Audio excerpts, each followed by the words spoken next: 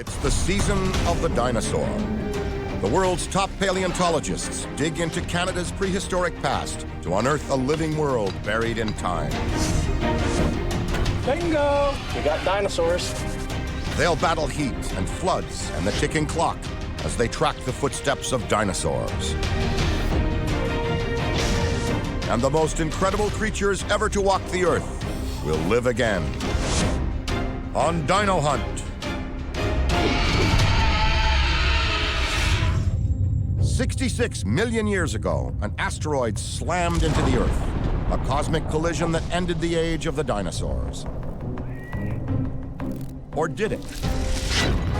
Today, on Dino Hunt, two teams are digging for clues to the 66 million-year-old question: what killed the dinosaurs? In the grasslands of Saskatchewan, the McGill team traces a titan's last steps. And in Drumheller, Alberta, the Tyrrell team is searching for a rare horned dinosaur. If the teams can find more bones, they'll know how the giants lived and died.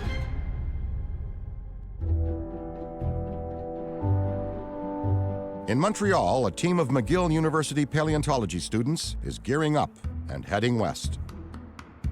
They're prepping for a 3-week-long expedition in Saskatchewan. There's dead things in here. Yeah. They'll be working under paleontologist Hans Larsson of McGill's Redpath Museum.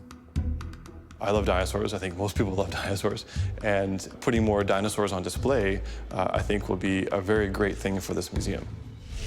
Larsson has been on dinosaur hunts from Nunavut to Africa, pursuing a particular interest in how dinosaurs evolved, tracing their story until their extinction and beyond. Understanding what took these titans down gives a vivid picture of the world 66 million years ago. The mass extinction event is filled with lots of controversy. I mean, we know that all non-bird dinosaurs went extinct at that time. How they went extinct is a big question, though. Was it a slow event or fast event? Which things were going first? What are the dynamics?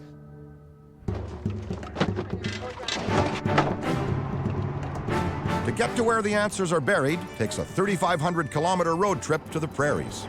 Welcome to Saskatchewan. They're heading for a dig site in Grasslands National Park in Saskatchewan's Badlands. The main reason for going out is that we have a beautiful set of rocks, which are right around the end Cretaceous mass extinction. They're filled with the bones of some of the last dinosaurs to walk the Earth. We're going to a site where we found a partial duck-billed dinosaur, Edmontosaurus, huge.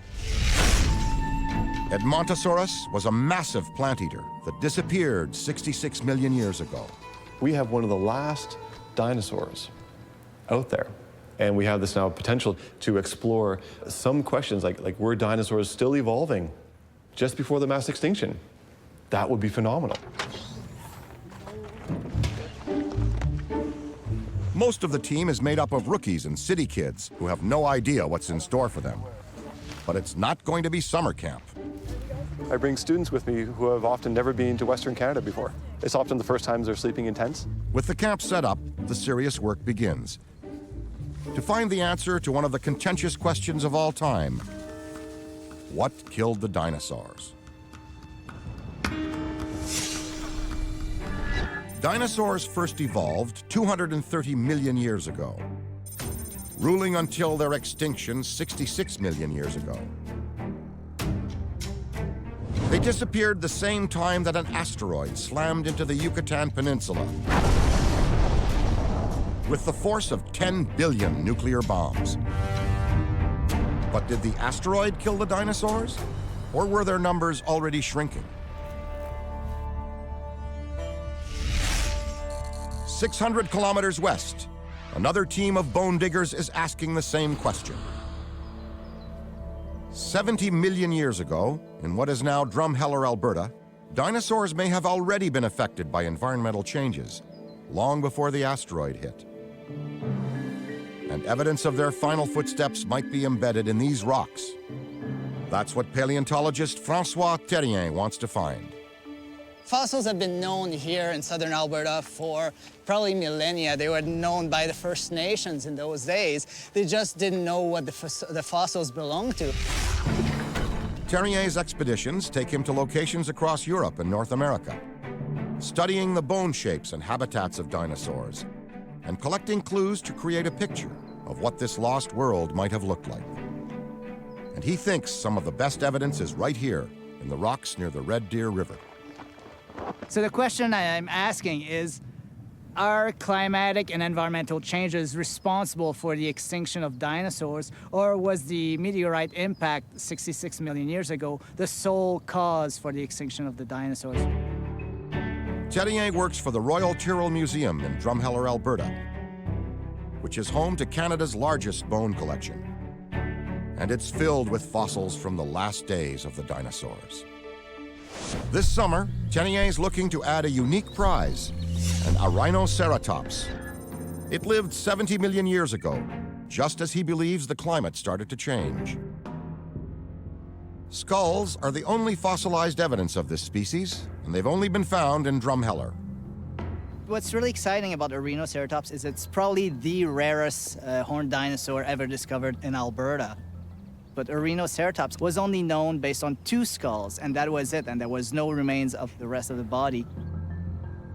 A skeleton would help Terrier understand how the dinosaur fit into its changing world, and whether it was already vulnerable to environmental changes in the time leading up to the asteroid's impact. Terrier enlists the help of his museum team. There's been a few times that we've come down to the site, and flying the river has been a bald eagle. You don't get that in an office. It's not even like a job. It's like, yay, I get to go do my hobby today. The team started working on this dig after a local stumbled on some bones here last year. So you just have to gently pick away, keeping an eye out for everything. Donna McLeod has spent 10 years mining fossils in Drumheller and recreating dinosaurs for the museum's exhibits. Her trained eye spots a 70-million-year-old jawbone. And it looks like it comes from the dinosaur they're searching for. I have a dentary of a ceratopsian. We believe it's a rhinoceratops. This is the back of the jaw. The team is panning for gold, hoping for the big win. And Donna has just found the first nugget. A complete ARrhinoceratops skeleton would enhance their image of the dinosaur world and the changes they had to contend with.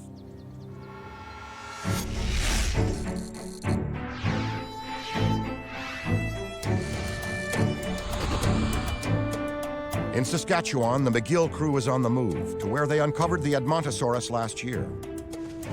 With no roads to the dig site, they're starting their workday with a 6-kilometer hike.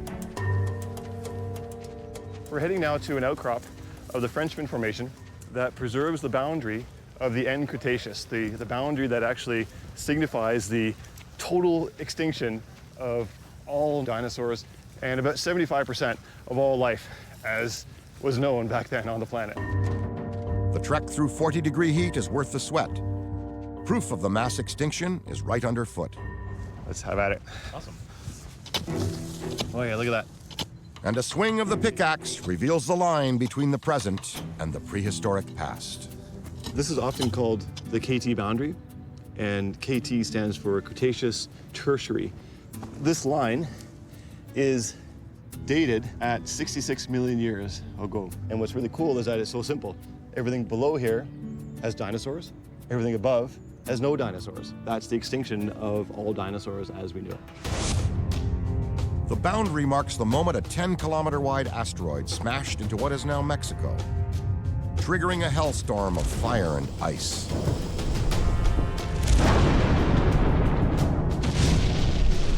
Billions of tons of debris were launched into the sky, blocking the sun and ushering in a perpetual winter. Some of the debris fell here, and Hans has found a simple way to identify it. It's pure clay. That's the boundary. If you taste it, it has no grit at all. So it's sort of like toothpaste. And it's filled with shock quartz and iridium from the fallout. And that's a taste of death. These rocks hold some of the last dinosaurs to walk the Earth 66 million years ago. Now the team just has to find them. Was it a single cataclysmic event that took the dinosaurs down, or was climate change the architect of their extinction? Two teams search for clues to the same mystery. What killed the dinosaurs? In Alberta, the Tyrrell team is on the hunt for a first ever ARrhinoceratops skeleton. Is that a new one? It's new? Oh, yeah. And in Saskatchewan, the McGill crew unearths a 5-ton giant that could hold the answer to the end of dinosaurs. Where the skeleton leads us will be the mystery. In Western Canada, two teams are searching for the answer to the age-old question: what killed the dinosaurs? In Drumheller, Alberta, the Tyrrell team is looking for the first bones from an ARrhinoceratops body. And in Saskatchewan's Grassland National Park, the McGill crew is digging for the truth about the end of the dinosaurs. They're so close to the answer, they can taste it. That's a taste of death. These rocks were formed 66 million years ago. Some of these animals are obviously extinct. Some of the other animals we find here are still around today. The turtle that this came from still live in rivers and lakes. If some animals survived the asteroid impact, then why didn't the dinosaurs? Larson thinks that a huge plant eater called Edmontosaurus may hold the answer to this mystery. There's only one giant hadrosaur at this time in the rock record, the Edmontosaurus. And if we can get enough of it, we can test, is this Edmontosaurus different than the Edmontosaurus that are found below it? Those differences could provide clues as to what was going on in the ecosystem right before the mass extinction. We want to know what is the extinction pattern out there. And if we can figure out the pattern, maybe we can get a little bit closer to even the process. Was the impact the process? Was it the gun that actually took out the planet? He found some of the 5-ton creature last year, and he's back to find the rest. There's two lower back, or sort of back of the back, vertebrae from a large duck-billed dinosaur.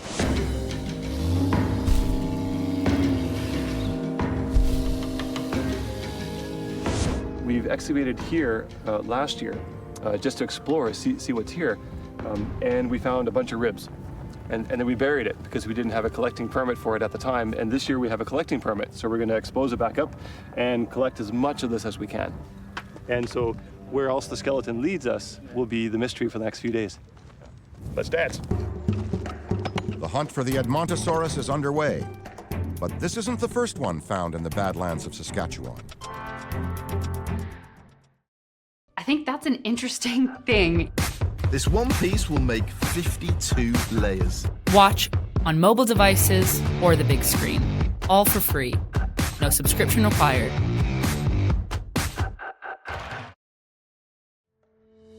In the 1870s, Ottawa sent a team of surveyors here to map the new border with the United States.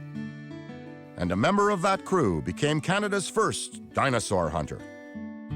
George Mercer Dawson was part of the Geological Survey of Canada that mapped the 49th parallel from Lake Superior to the Rocky Mountains. He was the son of the principal of McGill University, William Dawson. A childhood illness had bent his spine, but his spirit and curiosity were unbreakable. 1874, he passed through here, a horse and wagon, collected the very first dinosaur fossil in Canada, ever. He shipped the fossils back to McGill, to his dad, and they were identified as a duck-billed dinosaur. 150 years later, it's kind of a nice full circle feeling and story, like for McGill to come back here. And now the students have uncovered a rib bone from the same gigantic species. Edmontosaurus is the biggest duck-billed dinosaur in North America. It was a giant. It had skulls greater than 5 feet long.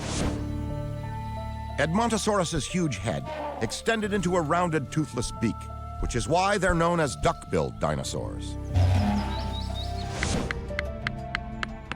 I'm digging out around this vertebrae right here so that we can trench all the way around it. Andrews found more evidence showing just how big this Edmontosaurus was. Each vertebra was half a meter tall. Edmontosaurus was 10 meters long, the length of a railroad car. And at 5,500 kilos outweighed an elephant. This was one of the biggest vegetarians of its time. An adult Edmontosaurus needed to consume at least 100 kilos of vegetation every day. Because of the replaceable teeth in the back of its skull, it could actually include wood in its high-fiber diet.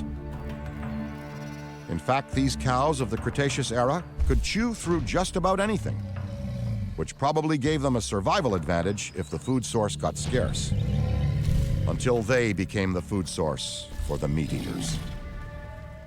The duckbill was probably scared because the only large predator from this whole unit is T-Rex. This one was discovered nearby. His name's Scotty, and he's the heaviest T-Rex they've ever found. He's as long as the Edmontosaurus, but broader in the middle. Despite its size, Edmontosaurus was surprisingly fast. And in dense forest, it had a good chance of outmaneuvering its bigger, bulkier stalker.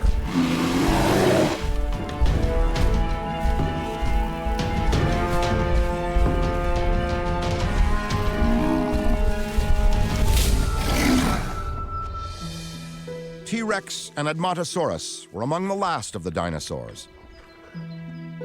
Larson and his students hope the bones will help crack the code and explain why these giants fell, while other species like crocodiles and turtles lived on.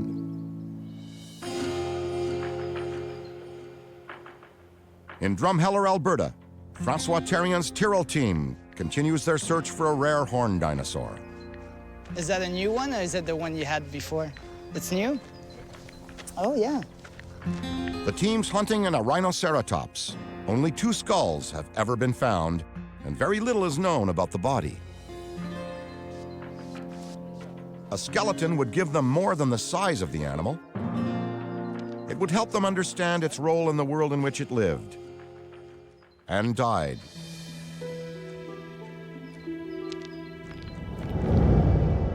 "70 million years ago, a vast inland sea wound through North America. It created a warm, humid ecosystem. But 4 million years before the asteroid struck, conditions began to change. So if we look at the outcrop in front of us there, we can see that it's composed of different layers of different rocks, and each of those layers tells us a different story of changing environments. So if we look at the black layer there, it's all a coal bed, so it represents an ancient swamp environment. Just underneath that black line, you have a thick white horizon that represents an ancient river that flowed through there. The rocks show that, like us, the last dinosaurs had to contend with environmental change. Their inland sea shrank. The jungles died, replaced by cooler, drier forests. We know that ARrhinoceratops was able to live in this new environment, but did it have to adapt in any way? The only way to know is to find fossils from its body. And just 10 meters from the main dig site, team member Mark Mitchell has unearthed a remarkable discovery. What you're looking at right now is a shoulder blade or a scapula of a horned dinosaur. And over here is part of the hip or the ilium of a horned dinosaur.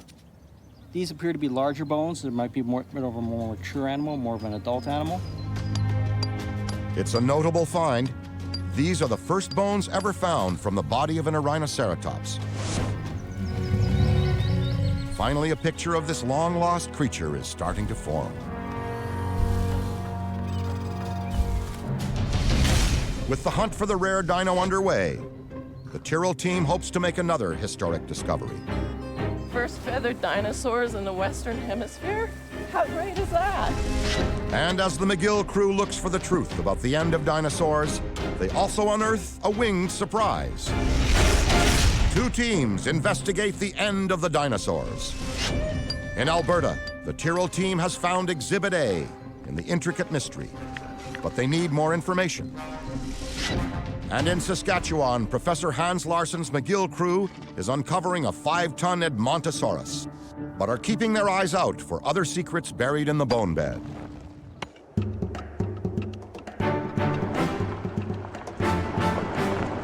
Everything we do is looking for more pieces of the puzzle. This place is awesome because we have all this kind of rock. We have the mass extinction boundary. We have all the fossils. It's the last 300 to 500,000 years of the existence of dinosaurs. The team knows that some animals, like turtles and lizards, survived the killer asteroid. Why didn't the dinosaurs? Larsson needs to find more fossils to answer this question. We found a partial Edmontosaurus sitting below a fantastically rich site, which has hundreds and hundreds of fossils that we're going to use to estimate the paleobiodiversity of that whole region just before the mass extinction of dinosaurs. Today, the students have found one of those fossils, a dinosaur posing as an ostrich. Ornithomimids have a lot in common with birds. Their major limb bones are hollow, and their legs hang directly below their bodies. Even their skulls are similar, and they were the fastest dinos on 2 feet. Ornithomimids are ostrich-mimic dinosaurs. They're speed demons, but they have no teeth in their jaws, and they were probably feeding on plants and maybe omnivorous. The McGill team has uncovered a bird-like creature in Saskatchewan's Badlands, but it's not the first ornithomimid found in Canada. In 2008, Francois Terrien made an historic discovery. It changed his life, and it changed everything we know about ornithomimids. So this is the spot. So all we knew is that we had part of a skeleton of an ostrich-mimic dinosaur. When I was chipping away at rocks, that had a lucky break, and on one of the pieces, there were actually the black striations indicating feathers. At first, yeah, we didn't really believe it.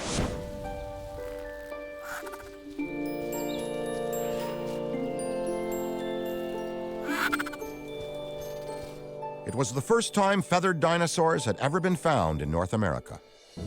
Now we can actually postulate that wings evolved not in flying animals, but in ground-dwelling animals. The body was covered with a silky hair-like down, and the wings had large, quilled feathers, like a modern flightless bird.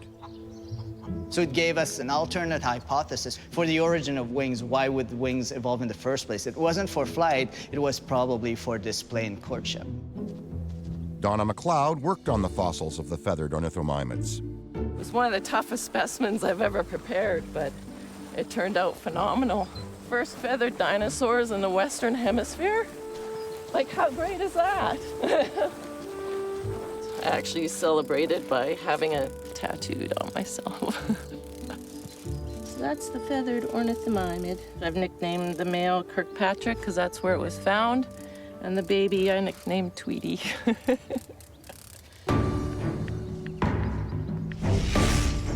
In Saskatchewan, Hans Larsson and his students continue to dig out the ornithomimid that lived 66.5 million years ago. And as work continues, they uncover one of its smaller feathered cousins. This is the bone of a bird. It has really, really dense outside, and it has a hole in the center. And this is a really good indication that it's a bird bone. It looked like the birds that we see walking around today. Scientists now believe that all birds are descended from dinosaurs. While the dinosaurs disappeared 66 million years ago, they left a genetic legacy you can see in the skies today. Both teams need more answers. The McGill crew has just 3 days to figure out which dinosaurs outlived Armageddon and why. And in Alberta, the Tyrrell team have found the body of an ARrhinoceratops.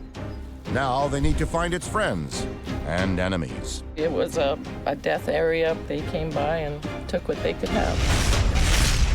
In the Badlands of Saskatchewan, the McGill crew has uncovered evidence suggesting that some animals survived the killer asteroid. But why didn't the dinosaurs? And in Alberta, the Tyrrell teams found bones that confirm the rare horned dinosaur lived in a period of climatic turbulence. but need more fossils to paint a picture of the pre-extinction world. Here. 70 million years ago, climate change transformed ancient Alberta. Hot, wet jungles dried up and gave way to cooler, sparser forests.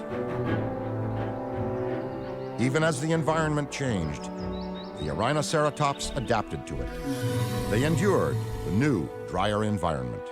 This animal will actually play a central piece in our understanding of how animals changed over time and how they responded to climatic and environmental changes. But did other types of dinosaurs survive as well? Their first clue is tiny. This is a little Troodon tooth. Troodon is like a little velociraptor, about this size, with teeth like this. They definitely would need to be meat eaters, yeah. Troodons were small predators whose feathers might have acted as insulation, keeping them warm as the world cooled off. But what did Troodon do for dinner? So obviously it was a death area where there was different parts of animals here, and they came by and took what they could have, opportunists. As hunters and scavengers, Troodons may have been able to feed off carcasses of the larger animals who couldn't cut it. And because they weren't very big, they didn't need much to survive. Would that mean only smaller dinosaurs survived the colder climate, while the bigger creatures died off even before the asteroid? As work continues, the team finds evidence that plus-sized predators could hunt here too. So this is a tooth of a dinosaur, probably Albertosaurus, which is a little bit smaller than a T-Rex, but still pretty big. This isn't the first sign of the big meat eater. Albertosaurus came out of the ground near Drumheller over a century ago. It was discovered by Joseph Tyrrell in 1884 when he passed through here working as a geologist for the Canadian government. Today, Canada's biggest dinosaur museum bears his name. So he was rafting down the Red Deer River to look for this coal, and in the process discovered something totally different, discovered the first skull of an Albertosaurus. At first, no one knew what to make of his fierce-looking fossils. And it wasn't until decades later, in 1905, that the first paleontologist to describe T-Rex recognized that the Tyrrell specimen was actually closely related to T-Rex and actually gave it the name Albertosaurus because Alberta had just been designated a new province that same year. But what was Albertosaurus doing sidling up to an ARrhinoceratops 70 million years ago? The Albertosaurus probably scavenging on the ceratopsian material and left their teeth behind as they broke off. Albertosaurus often left his loose teeth in his prey. Then, like a shark, new teeth would replace them. The tooth points to an interesting possibility. These large predators needed a lot to eat. So these drier forests had to be home to many types of dinosaurs, not just a few smaller species. If the team finds fossils in these hills from a diverse dinosaur community, it will tell them exactly who is adapting to a changing world and who was already destined for extinction. Alberta's dinosaurs lived 70 million years ago. But the ones found here in Saskatchewan date from 4 million years later, just before the killer asteroid hit. The McGill crew has uncovered a 5-ton Edmontosaurus lying just below the extinction boundary. So we can say that this particular species of dinosaur was alive, at least up until then. And so every time we find a dinosaur closer to the boundary is that much more information. Every single specimen counts. In this period, 3 main types of dinosaurs dominated the landscape. Living up to the mass extinction. The dinosaur community certainly is different than what it was 10 million years before. There's only one really giant duck-billed dinosaur. There's one giant horned dinosaur. There's only one giant carnivorous dinosaur. So in terms of species numbers, some groups of dinosaurs went from many to one lineage. So that's a pretty big change. So was climate change the culprit? 70 million years ago, the vast inland ocean that flowed through this area began to dry up. Many species of dinosaurs vanished with it. But not everything suffered in this new environment. The interesting little twist to this story is that while the dinosaurs seem to have been decreasing in diversity, all of the other vertebrate animals, the animals that have backbones and teeth, don't seem to have been decreasing in diversity. In fact, they seem to be increasing. All the lizards, the amphibians, the crocodiles, there just seem to be a more diverse assemblage closer to the boundary. And it wasn't just animals evolving. Plants were diversifying too. Emily, we have a plant site. Oh my knee. I'm betting that was a sword. Here's a leaf blade, and there's a complete stem. This is as exciting as a dinosaur out here, I think, and I love dinosaurs. This is a complete plant leaf from an angiosperm. Salix is a willow. It wouldn't be as big as the modern weeping willow, but something like a willow, but just a little bit smaller. And if we get enough of these, a couple hundred, we can tell you what the temperature is, how much it rained, and what the seasonality was, right here. The team finds even more leaves. They're proof that just before the dinosaurs died out, even plants were becoming more diverse, adapting and growing into their environment. The forests were becoming home to willows and oaks. Flowering plants were spreading out across the forest floor. It's tempting to think that the dinosaurs lived in this sort of ecological void. You hardly ever get to see the other amazing creatures that were around at the same time. We're trying to reconstruct the whole community based on the animals and plants that we're finding. All that is all part of the package. The dinosaurs had survived 5 million years of climate change, diminished in numbers, but not defeated. But there was another change on the horizon. A shakeup so powerful and devastating, it would alter the face of the Earth for millions of years. With the dig coming to a close, Larson and the McGill crew are on the verge of figuring out what killed the dinosaurs. And in Alberta, the Tyrrell team needs more fossils to complete the picture of the rare ARrhinoceratops. In the Badlands of Saskatchewan, the McGill crew needs an answer. Was it the asteroid that wiped out the dinosaurs, or were they already doomed to extinction? And in Drumheller, Alberta, the Tyrrell team has had encouraging signs that a little-known dinosaur is lying in the bone bed. The team came in search of a horned dinosaur called an ARrhinoceratops. Just days into the dig, they found part of its jaw. And now, it looks like lightning has struck twice.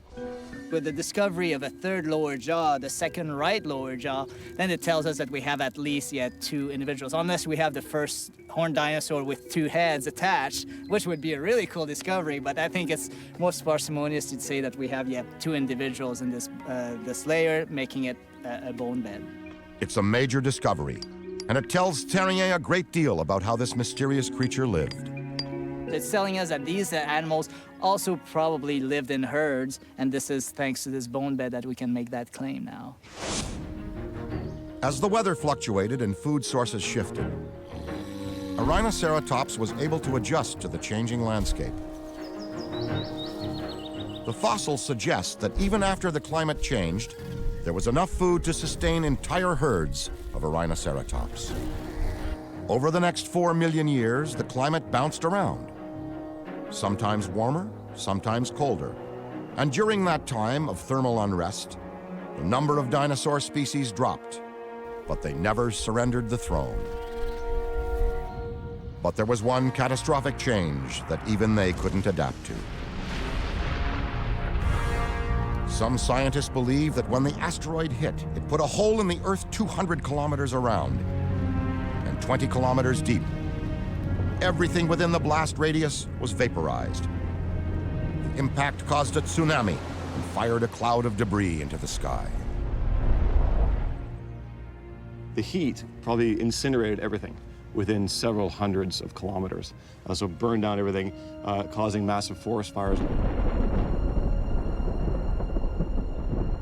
make it sort of like a nuclear winter where everything would just die because no sunlight. Temperatures plummeted.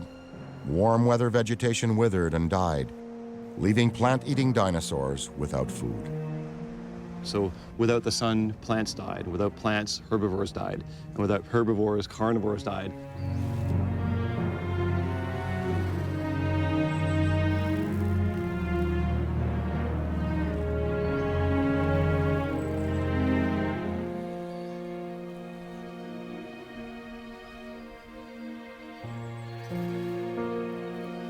And eventually the scavengers died too, because you can only eat rotten meat for so long.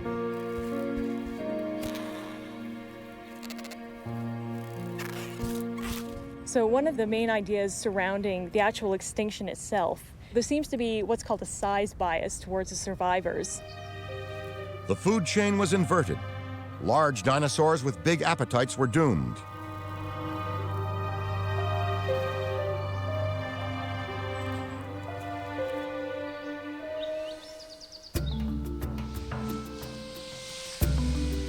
But it was a good time to be small. And so whatever turtles, crocodiles, mammals, and some birds were doing, they were doing it right. Not needing as much food, they managed to hang on, and in time, to thrive. With the Saskatchewan dig coming to a close, Professor Larson and the team have one last job to do. Hump the remains of the world's last dinosaurs back to camp. As we pull it, all three of us have to get all our 6 hands under it. Okay, all the way. All the way. Beauty. These protective plaster jackets contain the bones of Edmontosaurus.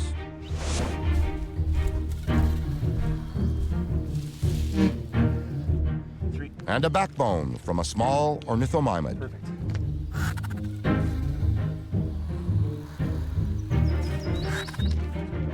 Now they'll have to hand carry these treasures 6 kilometers overland back to camp. And with the largest ones tipping the scales at over 100 kilos, they're in for a long haul. We're all set. If you start sliding, just sit down. There are no roads close to here, so Larson's team is going old school.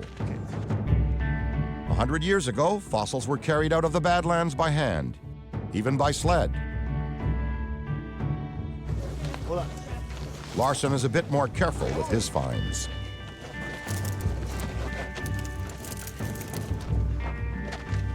So put your hands on the opposite side. Yep. So, but now it's just smooth sailing.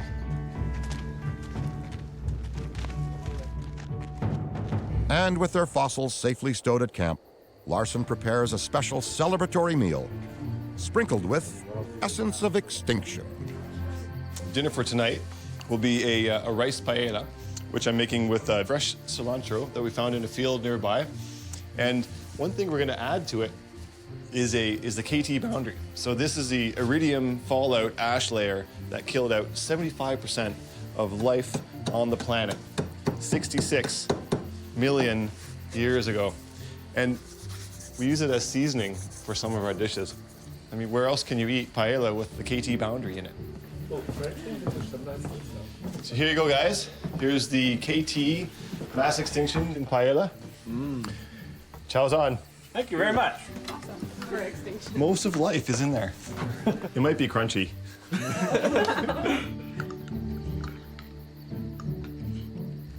Yeah, the bacon really complements the flavor of roasted dinosaur.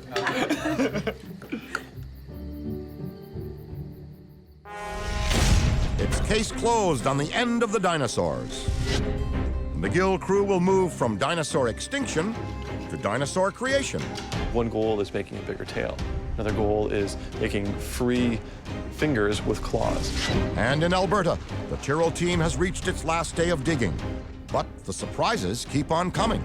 Now that we clearly have evidence of a skull. After their time in the Badlands, Larson's McGill crew has added new data to the extinction theory and new insights into the 66-million-year-old question, what killed the dinosaurs? But their work is far from over. And in Drumheller, Alberta, Francois Terrien and his Tyrrell team have reached the end of an incredible dig. They've unearthed a cache of rare fossils and uncovered some answers to a prehistoric question. At first, when we didn't find any evidence of a skull, we were kind of debating whether it would be worth pursuing the excavation. But now that we clearly have evidence of a skull, I think it's definitely going to be worth pursuing. It's definitely not something that's going to be completed this summer. Their bone bed will be covered with tarps to protect it from the rain and snow. Do we have a little bit of tape, orange tape? Up there, there's going to be a warning. Bone under there. Here and in Saskatchewan, the dino hunters have been grappling with the same issues. Were the dinosaurs doomed to extinction before the asteroid sealed their fate?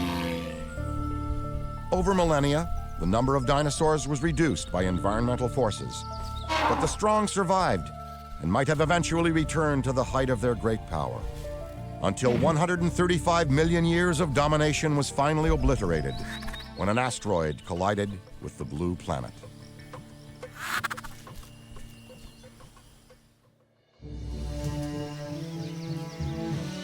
The giants were gone, but the small creatures lived on, including the dinosaurs we now call birds.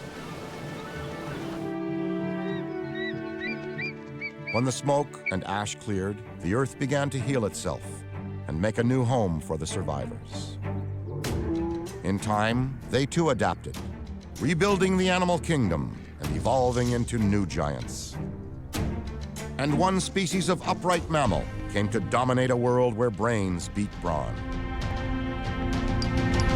Yeah. The dinosaurs may be long gone, but back in Montreal, Hans Larsen thinks there may be a way to bring them back to life. Just about to start an injection. One of our directed projects in this lab has been termed the Chickenosaurus project. Using chicken genes, they're trying to recreate some of the features of their dinosaur ancestors. I mean, it's not Jurassic Park. Birds are dinosaurs, so we're actually playing with dinosaur DNA. And all we're doing is seeing if we can tinker with the embryology to reveal some of these ancient anatomies. One goal is making a bigger tail. Another goal is making free fingers with claws. Someday, with a little nudge from the genetic engineers, millions of years of evolution will be unraveled, and the dinosaurs may live again. We'll keep them very small. There's no sense getting them big. That dream is years into the sci-fi future. For now, dinosaurs live on in their fossilized remains. And they are everywhere. The first ones were found 140 years ago in the West. But now we know they can be found all across Canada. From coast to coast, Canada is sitting on an incredible natural resource. A world that lived millions of years ago, lying just beneath the surface, waiting to be discovered. Who knows what prehistoric marvels we'll uncover, or what stories the bones will tell on Dino Hunt.